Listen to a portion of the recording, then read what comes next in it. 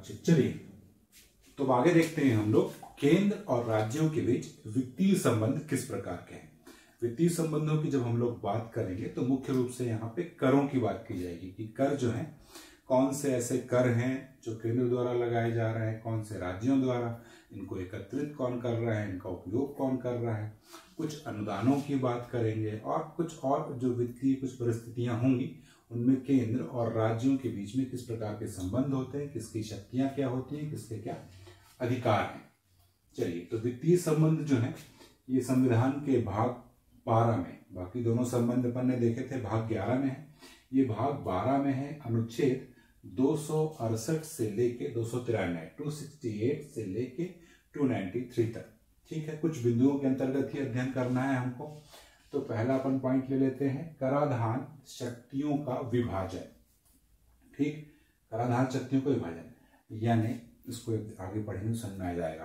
ठीक, अब देखिए संघ सूची, यानी संघ सूची में जो विषय रखे गए हैं जिनमें कर लगाए जा सकते हैं ऐसे विषय, तो उन सभी विषयों पर कर लगाने का अधिकार संसद है, संसद को है। ठीक है, और कुल विषय कितने हैं संघ सूची में? 13 विषय। कुल 13 विषय नहीं है, कुल 13 विषय ऐसे हैं जो कर लगाए जाने योग्य विषय हैं। ठीक, तो वो 13 है और उन पर कर कौन लगाएगा? संसद लगाएगा। इसी प्रकार राज्य सूची में जो विषय 18 विषय हैं ऐसे जो कर लगाने योग्य हैं और उन पर कर लगाने की शक्ति राज्यों की ही है। इसके बाद समवर्ती सूची, तो समवर्ती सूची में ऐसा कोई विषय नहीं था जो कर लगाए जाने योग्य हो। ये तो अभी यानी कि जब 101वां संशोधन हुआ है और जीएसटी लॉन्च हुआ है ना, गुड्स एंड सर्विसेज टैक्स यानी वस्तु एवं सेवा कर, इसको रखा गया है समवर्ती सूची में। और समवर्ती सूची में यानी कि राज्य और केंद्र दोनों में से कोई भी इस पर कर लगा सकता है। अब इन तीनों में जो विषय नहीं है, यानी कि कुछ ऐसे भी विषय होंगे जो तीनों में ही शामिल नहीं किए जा सके, तो वो कहाँ आएंगे? वो आएंगे अवशिष्ट शक्तियों के अंतर्गत। और अवशिष्ट शक्तियों के अंतर्गत जो विषय हैं उन पर कर लगाने की शक्ति केवल संसद के पास है। जैसे कुछ विषय अवशिष्ट शक्तियों के अंतर्गत हैं, जैसे उपहार कर, समृद्धि कर, व्यय कर, ये सब। ठीक, अब अगला देखते हैं हम लोग संघ व राज्यों के बीच कर राजस्व का वितरण।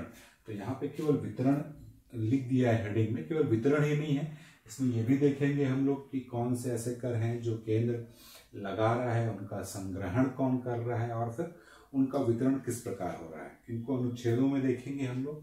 देखिए तो पहले अपन देखते हैं अनुच्छेद 268, 268 में क्या है? अनुच्छेद 268 के तहत कुछ ऐसे विषय रखे गए हैं जिन पर कर लगाने का अधिकार केंद्र को है। ठीक, लेकिन जो राज्यों द्वारा संग्रहित व प्रयोग किए जाते हैं, यानी 268 के तहत जो विषय रखे गए हैं उन पर कर लगा तो केंद्र रहा है, लेकिन उस कर की वसूली और उस कर का उपयोग राज्यों द्वारा किया जा रहा है। जैसे स्टाम्प शुल्क, स्टाम्प ड्यूटी जो अपन देते हैं ये, ठीक, लगाया कौन है? केंद्र, और इसका एकत्रीकरण यानी वसूल कौन रहा है? राज्य, और उपयोग भी कर रहा है राज्य। फिर अगला 268A, 268A में क्या है? देखिए केंद्र द्वारा कर लगाया गया, संग्रहित व प्रयोग दोनों द्वारा, यानी 268 के तहत ऐसे विषय रखे गए हैं जिन पर कर लगा तो केंद्र रहा है, लेकिन इनकी वसूली और इनका प्रयोग दोनों मिलकर कर रहे हैं, यानी केंद्र भी वसूल रहा है, राज्य भी वसूल रहा है। फिर जो वसूलने के बाद जो राशि आ गई, जो कर राजस्व प्राप्त हुआ है, उनका उपयोग भी दोनों मिलकर करते हैं, जैसे सेवा कर। ठीक, फिर आगे बढ़िए 269, 269 में क्या है? केंद्र द्वारा लगाए व एकत्रित कर लेकिन प्रयोग राज्यों द्वारा। इसके अंतर्गत ऐसे विषय रखे गए हैं जिन पर केंद्र ही कर लगा रहा है, केंद्र ही उन करों को एकत्रित कर रहा है या वसूल कर रहा है और इसको सौंप दे रहा है राज्यों को, यानी उसका उपयोग राज्य कर रहे हैं। बाकी कर लगाना और एकत्रित करने की जिम्मेदारी केंद्र की है। ठीक, इसके अंतर्गत 2 प्रकार के कर देखे जाएंगे। मुख्य रूप से ये अंतर्राज्यीय व्यापार वाले कर है। वही देखिए वस्तुओं के अंतरराज्यीय क्रय विक्रय पर जो कर लग रहा है, यानी एक राज्य दूसरे राज्य में कोई वस्तु बेच रहा है, वहां से ये वस्तु कोई खरीद रहा है, इन पर जो कर है वो लगाएगा कौन? केंद्र लगाएगा। वसूलेगा कौन? केंद्र। लेकिन दे किसको देगा? राज्यों को दे देगा, क्योंकि भाई एक दो राज्य ही तो आपस में व्यापार कर रहे हैं, तो उस पर उन्हीं को दे देगा। इसी प्रकार वस्तुओं के अंतरराज्यीय व्यापार के पारेषण, पारेषण का मतलब भी वही है, ट्रांसमिशन, यहाँ से वहां से वहां पहुंच। ठीक है। अब अगला आर्टिकल, आर्टिकल 269A, इसमें किस प्रकार के कर है? ये भी अंतरराज्यीय व्यापार वाला है। अंतरराज्यीय व्यापार पर GST, goods and services tax, ये केंद्र द्वारा लगाया जाता है और केंद्र द्वारा ही एकत्रित किया जाता है, लेकिन इसका विभाजन या बंटवारा केंद्र व राज्य दोनों के मध्य वितरित होता है। इस प्रकार के जो कर हैं ये आर्टिकल 269A के अंतर्गत आते हैं। ठीक है, ये तो हो गई कर वाली व्यवस्था। ठीक, अब देखिए अगला क्या है? राज्यों के लिए सहायता अनुदान। राज्यों को कोई आवश्यकता पड़ जाएगी पैसों की, धन की, तो वो अनुदान प्राप्त करने के क्या तरीके हैं? तो ये मुख्य रूप से दो प्रकार के अनुदान हैं। एक है विधिक अनुदान और दूसरा है विवेकाधीन अनुदान। विधिक अनुदान आर्टिकल 275 और विवेकाधीन जो अनुदान है ये आर्टिकल 282, 282। ठीक, विधिक अनुदान जो है ये राज्यों को संसद द्वारा दिया जाता है। जब राज्य को कोई आवश्यकता पड़ती है तो संसद इसका अनुमोदन कर देगा विधिक अनुदान का, और राज्यों को वो धनराशि दे दी जाएगी। लेकिन जो विधिक अनुदान है ये हमेशा वित्त आयोग की अनुशंसा पर ही दिया जाएगा। और ये क्या है? विवेकाधीन अनुदान जो है ये भी संसद द्वारा ही अनुमोदित किया जाता है, लेकिन केवल राज्यों को नहीं, केंद्र सरकार को भी यदि धन की आवश्यकता है तो ये संसद द्वारा अनुमोदित कर दिया जाएगा और दे दिया जाएगा।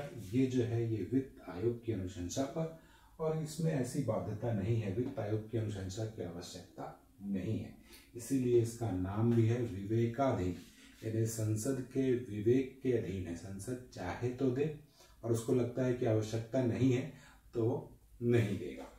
ठीक, अब देखिए अगली चीज है ऋण लेने की शक्ति। मान लीजिए केंद्र सरकार या किसी राज्य सरकार को धन की आवश्यकता पड़ गई और वो ऋण लेना चाह रहा है, तो ऋण की क्या व्यवस्था है? तो जो केंद्र सरकार है वो तो अपने यानी भारत की संचित निधि की गारंटी लेके ऋण ले सकती है। कहाँ से? भारत के भीतर भी और भारत से बाहर। भारत से बाहर अपन जानते हैं विश्व बैंक, IMF, ये और कई संस्थाएं हैं, है ना। इस तरह की संस्थाओं से भी भारत सरकार ऋण ले सकती है, और भारत के भीतर रिजर्व बैंक, RBI, इनसे भी ऋण ले सकती है। गारंटी क्या होगी? भारत की संचित निधि।